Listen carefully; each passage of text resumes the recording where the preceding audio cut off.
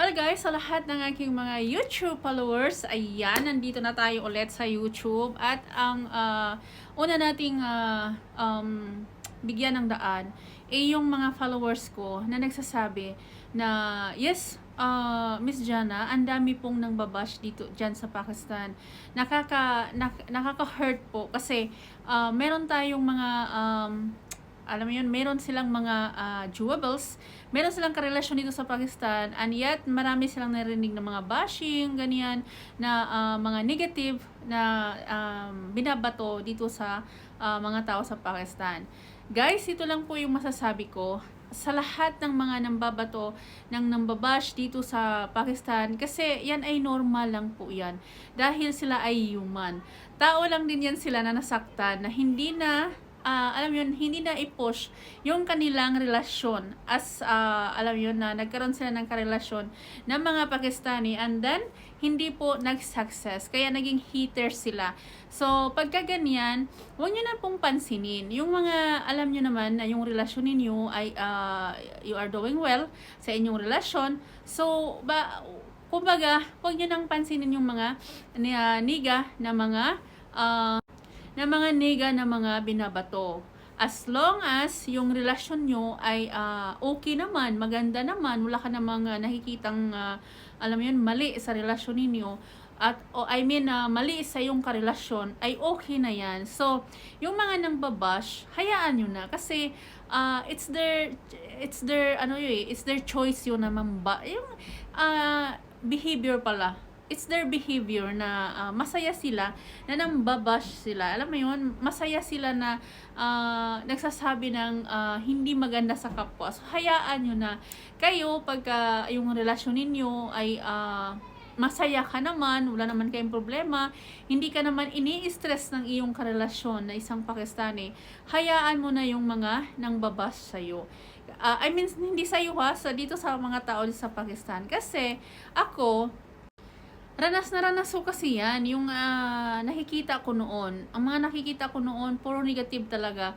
Nung nag-umpisa pa lang ako na nakilala ko yung asawa ko, lahat ng mga, may nakita pa nga ako, binugbog siya ng isang Pakistani. Kaya nasabi ko noon, baka mabugbog din ako kasi nabugbog siya. Pero hindi ganun, hindi. Kasi yung ugali mo at ugali niya, ay hindi kayo magkaparihas. So, ibig sabihin, yung relasyon mo, hindi yan parihas sa relasyon nila. So, kung ikaw naman, tapat, masaya sa relasyon mo, yung mga nang babash, ignore nyo na yan. Kung ako yan, sa tagal ko na may asawang, alam mo yun, Pakistani, para sa akin, ano na yan sila yung mga spices. Kasi wala tayong magawa gusto nila yun account nila yan, gusto nilang mang-bash, so gawin nila. So ikaw na hindi naman ikaw ganun, wag kang masaktan, wag kang ma-hurt, kasi gawain ng mga taong toxic yan. So hindi ka naman toxic, so hayaan mo na. Kung nag-i-scroll ka sa isang mga social media na may mga content na hindi kaya-aya, minsan na-hurt ka kasi nga sa mga sinasabi nila about, na-hurt ka kasi meron kang partner na kalahi noong binabash nila.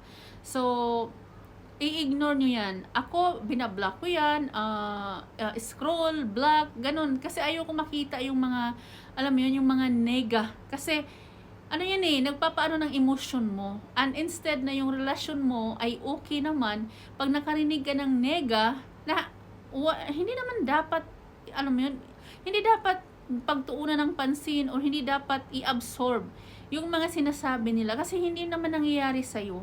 Yung mga nagsasabi ng mga masasama, yun yung nakaranas ng kasamaan. At hindi ibig sabihin lahat ng mga tao dito, especially dito sa Pakistan, ay masama. So, dapat, ganun ang dapat ang ninyo, dapat ang nasa isip ninyo pag kayo ay may karelasyon. Huwag magpadala sa mga alam mo yun, sa mga nega sa paligid. Hayaan mo din yung sarili mo na maging masaya sa karelasyon mo kung ikaw naman ay nasa tama. Kasi marami dito mga Filipina sa Pakistan na talagang masaya. Talagang ang tagal na nila dito. Meron dito 10 years na, meron dito nag-apo na, meron dito. So, ako talaga noon, nung wala pa akong nalaman na mga Pakistani wife dito, yung may mga wife na Pilipina, parang nasasad ako. Para, iniisip ko baka totoo, kasi nga, wala ako masyadong kilala. Pero ngayon na nag-stay ako dito sa Pakistan, OMG talaga. Ang dami pong mga wife na Filipina nandito sa Pakistan, silently namumuhay. So, para sa akin, sa mga nagtatanong, Miss Jana, na-hurt ako. I mean, sa mga nagsasabi sa akin na na-hurt daw sila. Ito lang yun, guys. Pag ikaw ay masaya sa relasyon mo, wag kang ma-hurt. Wag mong i-absorb yung problema, yung mga nega na iba sa iyo at sa relasyon mo at sa karelasyon mo. Kasi iba yung sa kanila, iba yung sa'yo. Kung nagkataon man na yung kanyang karelasyon ay babaero at yung karelasyon mo ay babaero, hindi ibig sabihin lahat na lahi na yan ay babaero. Sa milyon-milyon ba namang mga Pakistani dito sa Pakistan, ganun talaga lahat, 'di ba? At kahit sa atin sa Pilipinas, milyon-milyon mga Filipino ang nandoon sa atin, yung mga kalahi natin. Maraming gumagawa ng mga scam, maraming gumagawa ng panluloko, pero hindi naman natin nilalahat eh.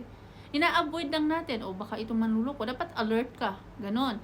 Baka itong manluloko. Pero hindi, kung alam mo naman na hindi ka niluloko, walang kinuha sa'yo, wala naman siyang ginawang masama sa'yo, bakit mo pag-iisipan? At bakit ka na-hurt sa mga sinasabi ng iba? Huwag kang ma-hurt. Kung ikaw naman ay minamahal, kung ikaw naman ay masaya sa karelasyon mo, wag kang ma-hurt. Wag mong i-absorb yung mga problema ng iba. Alam niyo ba bakit? Kasi may mga couple na, alam mo yun, may mga Filipina na nasasaktan, na parang alam mo yun, negative yung pagsasama nila, maraming niloloko, ganyan. Guys, nasa pag-uugali po yun ng tao. Kung yung ugali mo masama, talagang mabugbog. Kasi may mga Pilipinang binubugbog ng asawa. Alam nyo naman siguro na walang lasinggero sa mga Pakistani. Okay, umiinom yung ibang mga abnormal, umiinom, pero walang lasinggero. Ibig sabihin, kung wala kang ginawang masama, hindi ka bubugbugin. O sino bang sigurado naman, hindi naman siguro yung tanga as in abnormal, na wala ka namang ginawa, wala kang sinabing masasakit, bugbugin ka. Hindi naman yan lasing. Katulad sa Pilipinas, yun maniniwala pa tayo na binubugbog kasi kahit walang rason. Kasi umiinom. Pag nalasing, wala na sa isip. Wala namang ginawa yung asawa, binugbog. Ganon. Pero sa Pakistan, wala namang lasinggero dito. Paano ka bugbugin kung wala kang ginawa? So maraming nagsasabi, maraming nagbablog, ganito mga Pakistani, ganito, merong ganyan, but depende pa rin sa ugali mo. Kasi kung yung ugali mo ay magaspang, yung ugali mo, wala kang respeto sa kapartner mo, ay talagang mabugbog ka. Sino ba naman mangbubugbog kung hindi sinasaktan una, 'di ba? Ganun lang yun. Kasi tayo may mga asawa, may asawa ako. Kung yung asawa ko, aawayin ko to the max talaga, to the highest level ng pag-aaway, insultuhin mo siya, lahat-lahat ng masasakit ibabato mo, syempre, yung tao talaga magre-respond sa'yo ng negative. At talagang ma-respond sa'yo is bugbog talaga.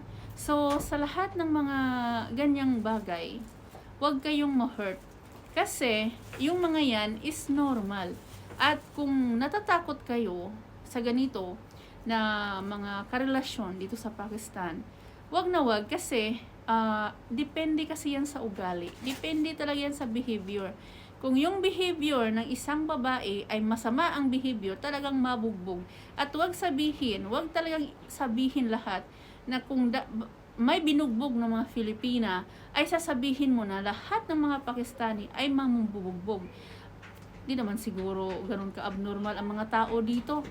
So, it depends yan sa pagka-abnormal mo. Kung yung babae, asawa, karelasyon ay walang respeto, walang mudo, talagang makakatikim ka sa isang lalaki na walang mudo din na pag-uugali. Kasi ako, never ever ako nakaranas ng masamang pananalit sa asawa ko. In 3 years, never akong nakarinig na binulyawan ako or pinagsalitaan ako ng hindi maganda. Kasi pinapakita ko yung tama. So, ganon din ang ipapakita niya sa'yo, tama. Pero kung ipapakita niya sa'yo, ayun na nga guys, thank you so much. At dito nagtatapos ang ating videos na ito.